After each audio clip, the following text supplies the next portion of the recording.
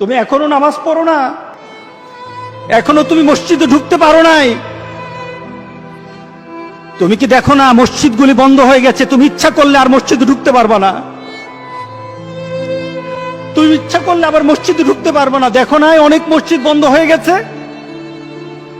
মসজিদে তুমি যদি ঢুকতে না পারো, তুমি কি দেখো না আজকে যারা মারা যায় তাদের মৃত্যুর পর তাদের কাছে কেউ যায় না।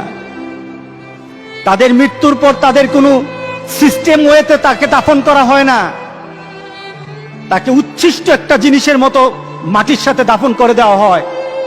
এ মানুষগুলি কাছে যায় না, টেনে টেনে দড়ি ধরে টেনে দিয়ে তাকে গর্তের মধ্যে ফেলে দেয়, তার কাছে যায় না। তুমি কি দেখো না? তুমি কি দেখো না আমার মাবুদ আমাদের প্রতি রাগ করে আছে? আমাদের মাবুদ আমাদের প্রতি রাগ করে আছে। আমাদের মাবুদকে আমাদেরকে সন্তুষ্ট করতে হবে, সন্তুষ্ট করতে হবে। যিনি গজব দিয়েছেন উনি আমাদেরকে বাঁচাবেন। আমরা আমাদের মাবুদকে রাজি করতে হবে। আমরা তওবার মাধ্যমে আল্লাহকে রাজি করতে আর চেষ্টা হব।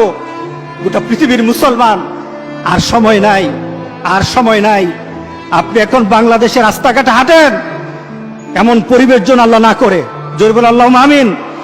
এমন পরিবেশ যেন আল্লাহ না করে বাংলাদেশের মানুষ ঘর থেকে বের হবে না। যখন ঘর থেকে কেউ বের হবে তার লাশটা বের হবে, কেউ জানাজাও দিবে না। এমন হয়ে যাবে যদি আল্লাহকে সন্তুষ্ট না করতে পারেন, এমন হয়ে যাবে। সুতরাং আমরা আল্লাহর কাছে প্রাণ বলে আজকে কাঁদি। যারা নামাজ পড়ো না, তুমি টের পাও না মসজিদের দরজা তোমার জন্য বন্ধ হয়ে যাবে। তুমি মনে রেখে দিও, মসজিদের সাথে তোমার সম্পর্ক তোমার হয় নাই, তুমি জান্নাতের দরজাও তুমি খুলতে পারবা না। তুমি এখনো বেনামাজি, এখনো সকালবেলা তুমি ঘুমাও, এখনো তুমি আল্লাহকে ভুলে আছো, এখনো তোমার কাছে তওবার কথা তোমার চিন্তাতে আসে নাই। তুমি অনেক কিছু হতে পারো, তুমি মুসলমানের কাতারে থাকবা না।